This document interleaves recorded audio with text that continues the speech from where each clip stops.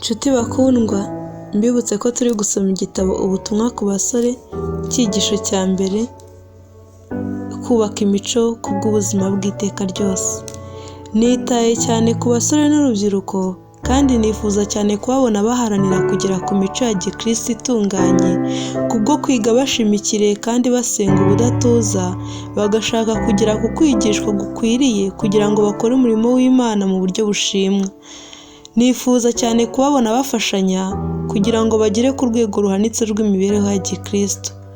Kristo yaje kwigisha umuryango wa muntu inzira y'agakiza, kandi iyi nzira yayigaragaje neza rwose ku buryo n'umwana muto ashobora kuyigenderamo.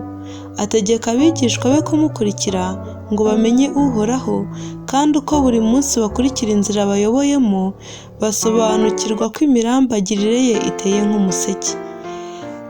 Mwitegereze izuba rirasa no gutambika k'umuseke buhoro buhoro ku isi no mu kirere. Umuseke ugenda utambika buhoro buhoro kugeza ubwo izuba rirasa. Ubwo nibwo umucyo ugenda wiyongera ukarushaho kugaragara kugeza ubwo ubwiza bwuzuye bw'amanywa y'ihangu bugaragara. Iki ni ikigereranyo cyiza cy'iby'Imana yifuza gukorera abana bayo mu gutunganya imibereho yabo ya gikristo. Uko buri munsi tugendera mu mucyo Imana itwoherereza, dufite ubushake bwo kuyumvira ibyo idusaba byose, imibereho yacu irakura kandi ikaguka kugeza ubwo tugeze ku gihagararo gishyitse cy'abagabo n'abagore muri Kristo Yesu. Abasore n'urubyiruko bakeneye guhora imbere yabo bazirikana inzira Kristo yakurikizaga. Intambwe yose yateraga yabaga ari intambwe yo gutsinda. Ntabwo Kristo yaje ku isi ari umwami uje gutwara amahanga. Yaje nk'umuntu wicishije bugufi kugira ngo ageragezwe kandi atsinde ikigeragezo, akomeze ajye mbere mu kumenya Uwiteka nk'uko natwe tugomba kumumenya. Mu kwiga iby'imibereho ya Kristo, tuzamenya uburyo binyuze muri we Imana izakorera abana bayo ibintu byinshi. Tuzamenya kandi ko uko ibigeragezo byacu byaba bikomeye kose, ntibishobora kuruta ibyo Kristo yihanganiye kugira ngo tumenye inzira, ukuri n'ubugingo. Kubw'imibereho ikurikiza icyitegererezo cye, tugomba kugaragaza ko twanyuzwe n'igitambo yatanze ku bwacu.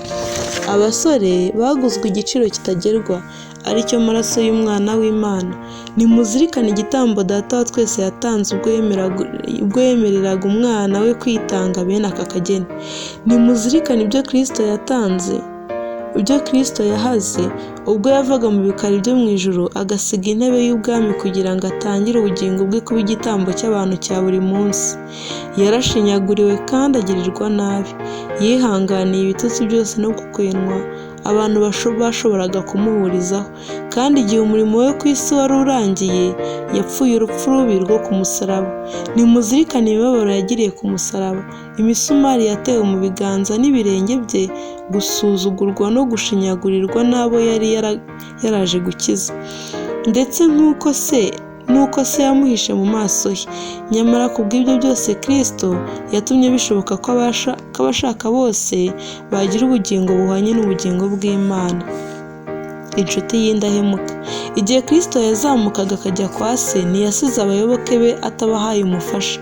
Mwuka Wera ari we umuhagarariye, ndetse n'abamarayika bo mu ijuru nk'imyuka imukorera, baroherejwe kugira ngo bafashe abari ku rugamba rukomeye rwo kurwana intambara nziza yo kwizera.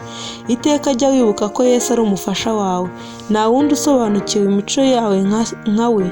Akwitaho, kandi niba ushaka kuyoborwa na we, azakugotesha imbaraga zikwerekeza ku cyiza, zizagushoboza gusohoza ubushake bwe bwose kuri we. Muri ubu buzima turimo, tuba twitegura ubuzima buzaza. Vuba bidatinze hagiye kubaho isuzuma rikomeye, aho umuntu wese ushaka kuboneza imico ya gikristo agomba kugeragereshwa ikibazo gikomeye kibaza kiti: mbese urugero watanze rwatumye abandi bagirira amahoro mu kurukurikiza? Mbese witaye ku bantu nk'abo ugomba kuzabazwa? Ingabo zo mu ijuru zitaye ku basore n'urubyiruko, kandi zifuza cyane ko watsinda ikigeragezo kandi ukazabwirwa amagambo yo kwemerwa ngo nuko mugaragu mwiza ukiranuka, injira mu munezero wa shobuja. Nimutyo basore bibuke ko aha ku isi ariho hagomba kubakira imico y'ubuzima bw'iteka ryose, kandi ko Imana ibasaba gukora uko bashoboye kose. Nimutyo abakuru bafite ubunararibonye bite ku bakiri bato, kandi igihe bazabona bashukwa bazabihererane bafatanye nabo gusenga ndetse babasabire. Uwiteka yifuza ko tuzirikana igitambo gikomeye Kristo yatanze ku bwacu, tubinyujije mu kugaragaza ko dushishikajwe n'agakiza kawe yaje gukiza. Abasore n'urubyiruko nibashaka Kristo, azatuma imihati yabo itanga umusaruro. Amen.